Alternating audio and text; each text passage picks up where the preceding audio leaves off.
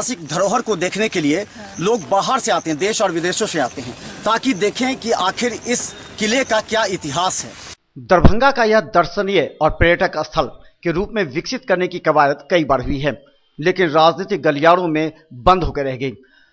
Vote के समय सभी राजनीतिक दल के नेता चिल्लाते हैं, एक दूसरे पर आरोप प्रत्यारोप लगाते हैं, इसके विकास की बड़े बड़े दावे और बात करते हैं, लेकिन ये सभी चुनावी वादे बनकर रह जाते हैं। कभी भी दरभंगा के किसी भी पर्यटक स्थल का विकास नहीं हो पाया और न ही पर्यटक स्थल के रूप में इसे कार्य करने का प्रयास किया गया।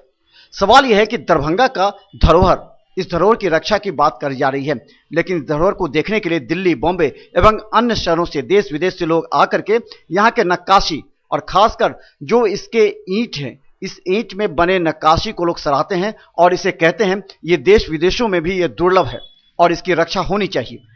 मिलाते हैं हम आपको दिल्ली से आए हुए दो ऐसे पर्यटक जो किलकारी योजना के तहत यहाँ कार्य करने आए थे और वो सहसा धरोहर को देखने आए, तो 3 घंटे में भी इनका दिल नहीं भरा और ये देखते रह गए।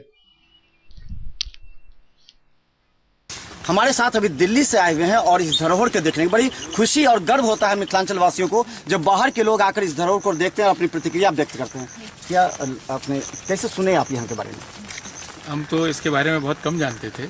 यहाँ पर कल फाइन आर्ट के प्रोफेसर थे और यहाँ पर किलकारी का जो कार्यक्रम है उसके चलते हमें यहाँ बताया गया कि यहाँ के पुराने बहुत धरोहर है, किला है, और जब इसको देखने आ रहे हैं तो देख रहे हैं कि इसमें ईंट की इतनी सुंदर कारीगरी है जो कि कहीं देखने नहीं मिलती और इसमें बहुत बारीक काम है। आप देखेंगे खास तौर से कि जो ईंट है वो खास तौर से पकाई गई है, अलग अलग आकृति की, अलग अलग आकार की और अलग अलग ढंग से अलग अलग जगह लगाने के लिए, और वो आपको यहाँ की तमाम भवनों में नज़र आएगा।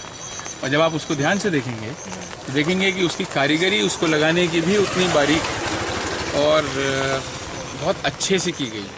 जो इसके ठीक बगल में आप नया बना हुआ भवन देखेंगे तो उसमें आपको वही कारीगरी निहायत ही बेकार नज़र आएगी। अच्छा, तो आप क्या महसूस कर रहे हैं यहाँ आकर के? आपने क्या क्या देखा? हमने अब नाम से तो हम सारे नहीं जानते हैं, अलग अलग भवन देखे, जैसे कई सारे टूटे विकृत भवन भी देखे, लेकिन उन सब में हम देख रहे हैं कि यहाँ पर एक कला है और उसके साथ साथ इस जगह की जो मिट्टी है और जो उसके साथ जोड़ने वाली चीज़ें वो इनमें आपको नज़र आएंगी। अच्छा, क्या लगता है इसको पर्यटक स्थल के रूप में होना चाहिए जैसे आप लोग सुन के आए हैं? क्या बिल्कुल होना चाहिए, न केवल पर्यटक बल्कि सीखने के स्थल की तरह भी होना चाहिए। आप कैसा महसूस, आप आए होंगे यहाँ पर? नहीं, एक्चुअली मैं यहाँ रही हूँ बचपन से और अभी मैं पटना में रहती हूँ, और लेकिन मेरा चूँकि जन्म से मेरा इस जगह से, इस मिट्टी से जुड़ाव है, तो ये जगह मुझे बहुत खींचती है। और जो यहाँ की जो ये धरोहर है ये हम सब के लिए बहुत गौरव की चीज़ है और मुझे बहुत चिंता होती है कि मैं इसे कैसे संभाल सकूं और कैसे आगे ले जा सकूं। आपको दर्द तो होता होगा जब आप इसको देखते होंगे, टूटता हुआ, ईंटें गिर रही हैं, तो दर्द होता होगा, तो कैसे आप व्यक्त करती हैं इसको? ये देखिए, ये हम सबकी धरोहर है, ये हम सब लोग जो यहाँ रहते हैं सबको इसको संभालना पड़ेगा और समझना पड़ेगा। ये चीज़ जो निकल गई फिर वापस मिलने को, देखने को नहीं मिलेगी, तो हम इसको कितना संजो सकते हैं। इसके लिए सबको हाथ बढ़ाना पड़ेगा। जो यहाँ के समुदाय हैं, जो घर वाले हैं, जो आसपास बसे हैं, उनकी तो और ज़्यादा जिम्मेवारी है कि वो इसको नुकसान न पहुँचाए। अगर वो इसको सुंदर नहीं बना सकते तो कम से कम खराब तो ना होने दें, इतना इंश्योर करें। सरकार को क्या कहना चाहेंगे कि इसके धरोहर के रूप में लेके पुरातत्व विभाग इसको ले, क्या कहना चाहेंगे आप? बिल्कुल, सरकार को तो इतनी ये अगर वो इसको धरोहर के रूप में लेते हैं और संजोते हैं तो उन्हें काफ़ी फ़ायदा भी होगा। अगर टूरिज्म को भी डेवलप होता है और टूरिस्ट भी आते हैं तो न केवल सरकार का, यहाँ की आम जनता का भी फ़ायदा होगा, तो सबका फ़ायदा होगा। और इतनी खूबसूरत चीज़ ऐसे कैसे नष्ट हो जाए।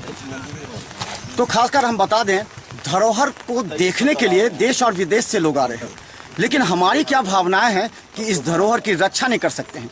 बाहर के लोग जब आते हैं तो हमें शर्मिंदगी महसूस होती है कि वो हमारे बारे में किस तरह प्रतिक्रिया व्यक्त करते हैं, लेकिन हम हैं जो राजनीतिक दांवपेच में फंसकर सामूहिक रूप से एक आंदोलन का रूप नहीं देते हैं, और फलतः ये धरोहर धीरे धीरे गिरता जा रहा है। और जैसा इन्होंने कहा कि एक बार गिर जाएगा तो दोबारा यह धरोहर मिथिला को नहीं मिल सकती।